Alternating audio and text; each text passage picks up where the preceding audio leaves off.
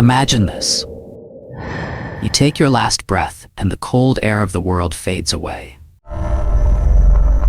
But there is no darkness, no silence. Instead, you find yourself standing on the edge of a vast white horizon, snow stretching endlessly, the sea glimmering beneath a sky painted with northern lights. You walk forward, and with each step, you feel lighter, as though part of you is drifting into the wind, the ice, and the stars. You realize you are not leaving the world behind, you are becoming part of it. Your name, your spirit, your breath, they continue in the land, in your children, and in those who whisper your story. Death is not the end, but a return. A circle, a journey that never truly stops.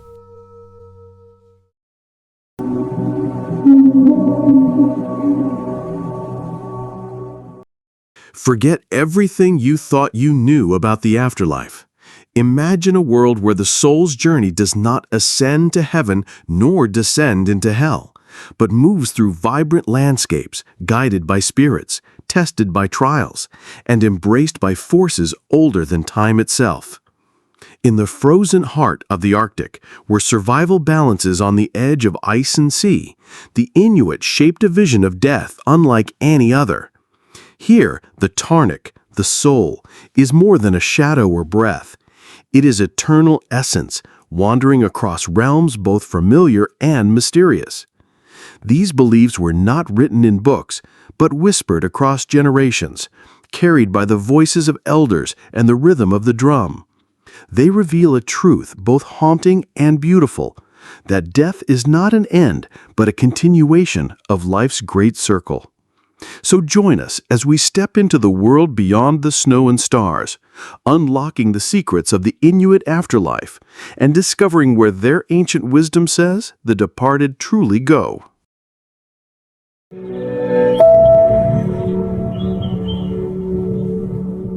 In the Inuit world, life and death are inseparable from the land and sea.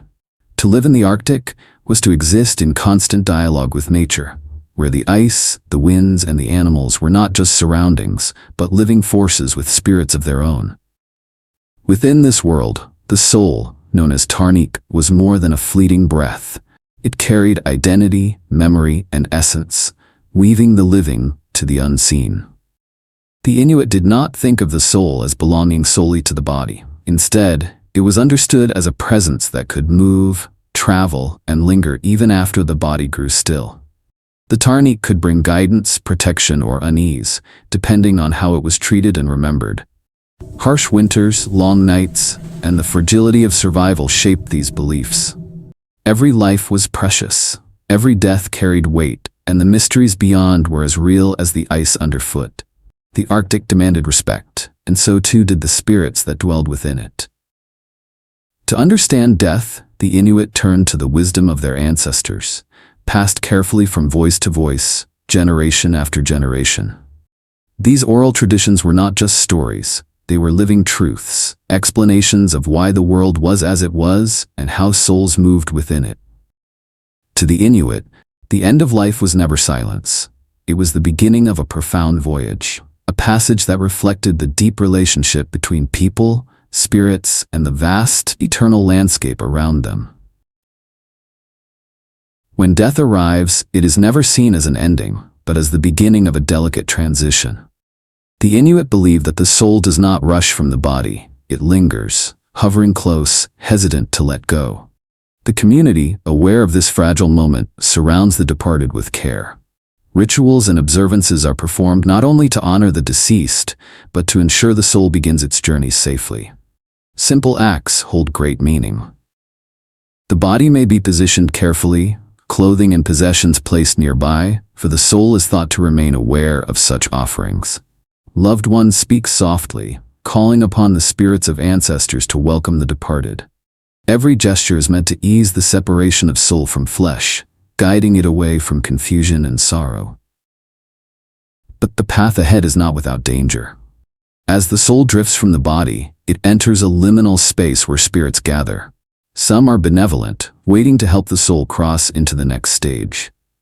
Others are tricksters, or even hostile, seeking to confuse or ensnare the vulnerable traveler.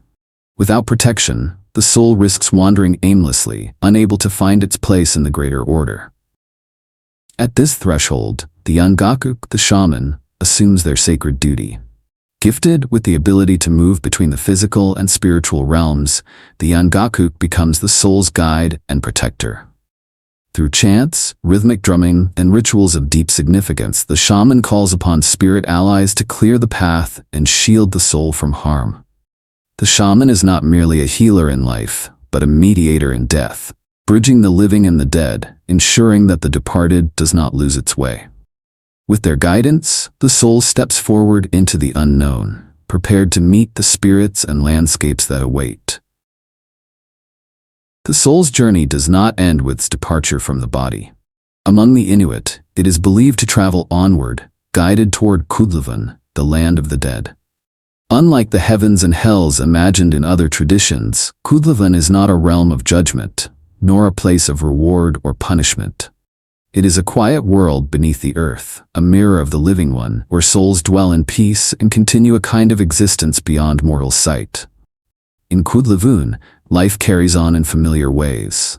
The departed are thought to hunt, gather, and live much as they did before, surrounded by their kin and ancestors who have gone before them.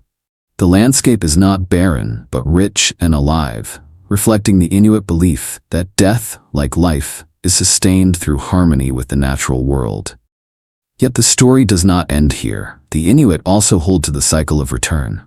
Souls may be reborn within the community, their essence carried into a newborn child.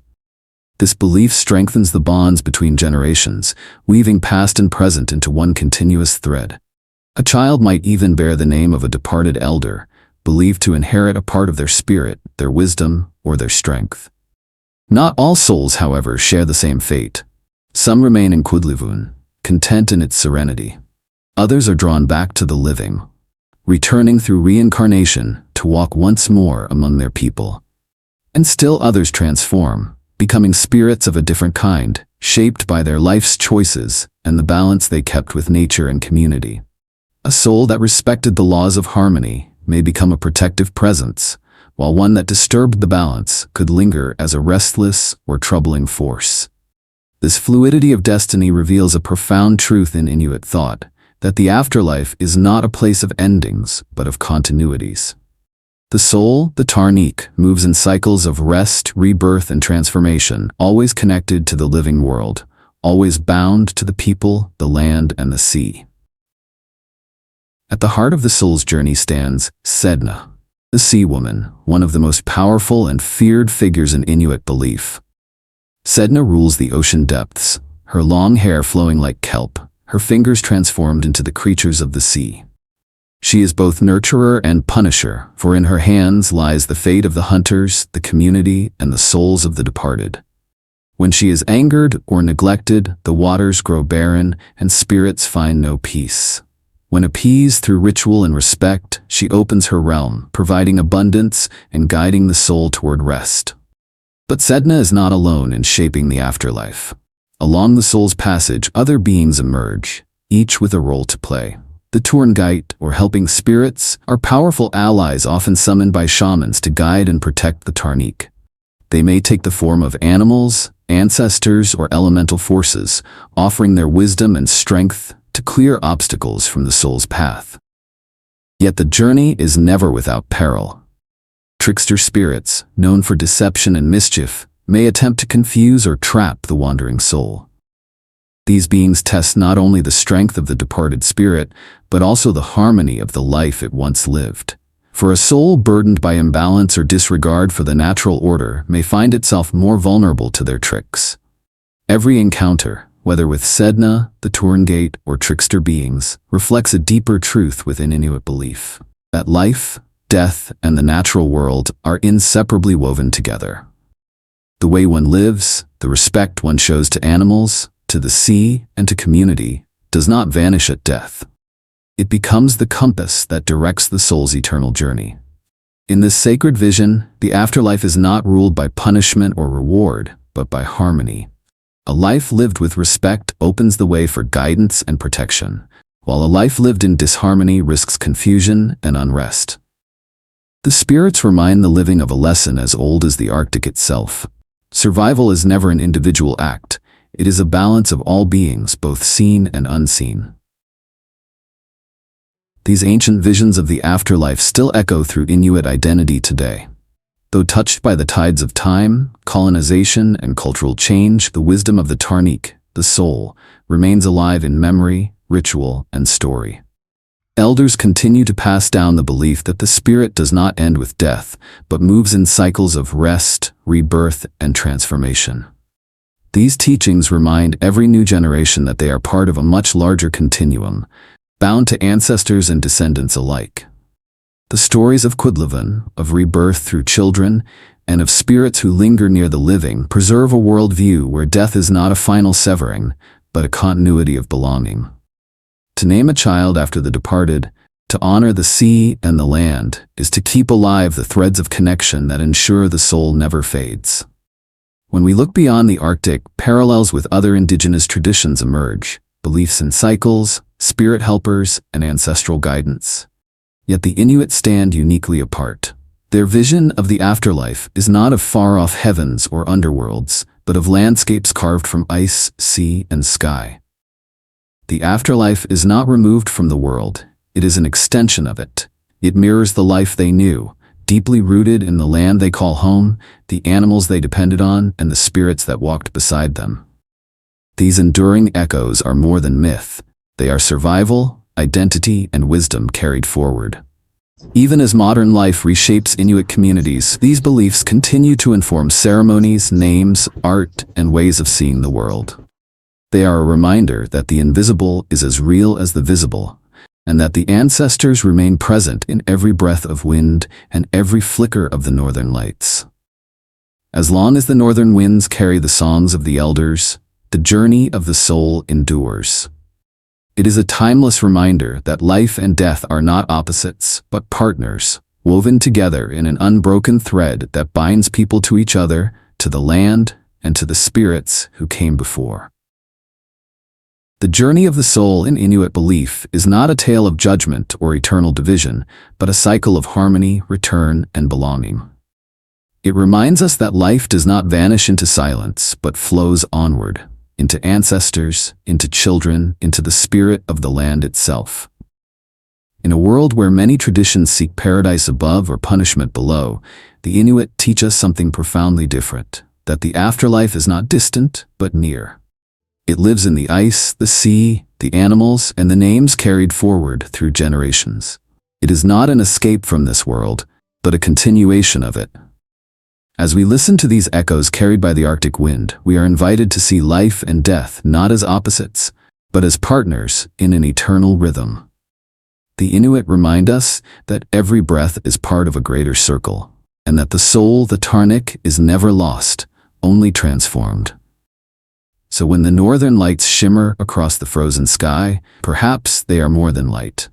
Perhaps they are the souls of those who came before, guiding, watching, and reminding us that the journey of the spirit never truly ends.